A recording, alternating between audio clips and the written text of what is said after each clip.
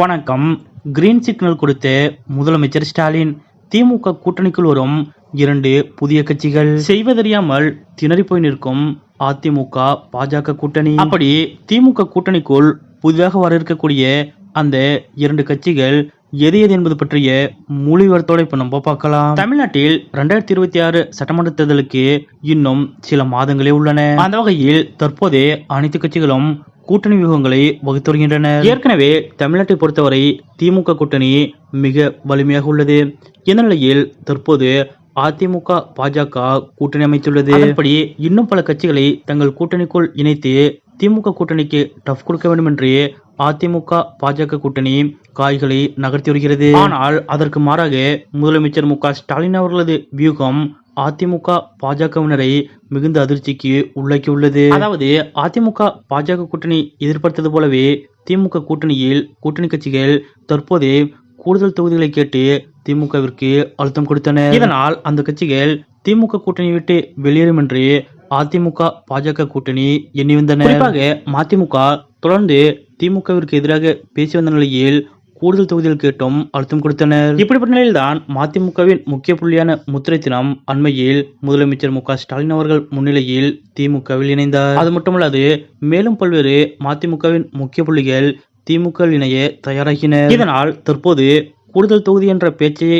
கைவிட்டு மதிமுக தொடர்ந்து திமுக கூட்டணியில் தான் நீடிக்கிறது என்றும் எப்போதும் திமுகவுடன் தான் கூட்டணி என்றும் மதிமுக தெரிவித்துவிட்டது. அதேபோல் மற்ற கட்சிகளும் கூடுதல் தொகுதிகள் ஒதுக்காவிட்டாலும் தொடர்ந்து திமுகவுடன் தான் கூட்டணி என்றும் சொல்லி வருகின்றனர். இது அதிமுக பாஜகவினருக்கு மிகுந்த அதிர்ச்சி ஏற்படுத்தியது.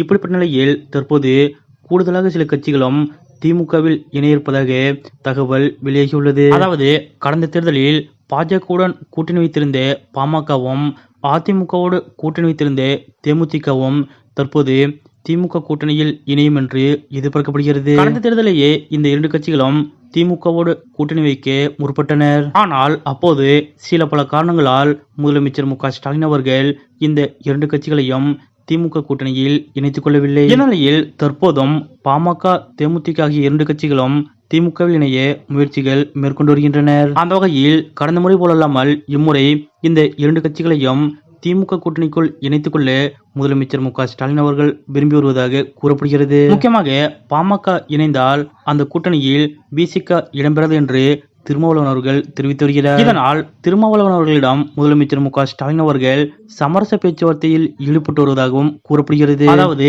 இந்த முறை நடிகர் விஜய் அவர்களும் திமுகவிற்கு எதிராக தேர்தல் களத்தில் களமாடி வருகிறார். இவருக்கு இளைஞர்கள் மற்றும் பெண்கள் மத்தியில் நல்ல வரவேற்பு உள்ளது. அந்த வகையில் கூடுதல் கூட்டணி கட்சிகளை இணைத்துக் கொண்டால் அது திமுகவிற்கு கூடுதல் பலமாகும் என்று முதலமைச்சர் மு.க. ஸ்டாலின் அவர்கள் கருதி வருகிறார். இதன் காரணமாகவே இந்த முறை பாமக மற்றும் தேமுதிகவையும் தங்கள் கூட்டணிக்குள் இணைத்துக் கொள்ள முதலமைச்சர் மு.க. ஸ்டாலின் அவர்கள் விரும்பி வருகிறார். இப்படிப்பட்ட நிலையில்தான் இன்றைய தினம் செய்தியாளர்களை சந்தித்த முதலமைச்சர் மு.க. ஸ்டாலின் அவர்கள் திமுக கூட்டணியில் கூடுதல் கட்சிகள் இணைய வாய்ப்பிருக்கிறது என்று தெரிவித்துள்ளார். அதாவது பாமக மற்றும் தேமுதிக ஆகிய கட்சிகளை மனதில் வைத்துதான் முதலமைச்சர் மு.க. ஸ்டாலின் அவர்கள் இவ்வாறு கூறியிருப்பதாக அரசியல் நோக்கர்கள் கூறி வருகின்றனர். இந்த முறை திமுக கூட்டணியில் தேமுதிக மற்றும் பாமக ஆகிய கட்சிகளும் இணையும் என்று கூறப்படுவது பற்றிய உங்களுடைய கருத்துக்கள் என்ன அப்படிங்கறத மறக்காம கமெண்ட்ல குறிப்பிடுங்க.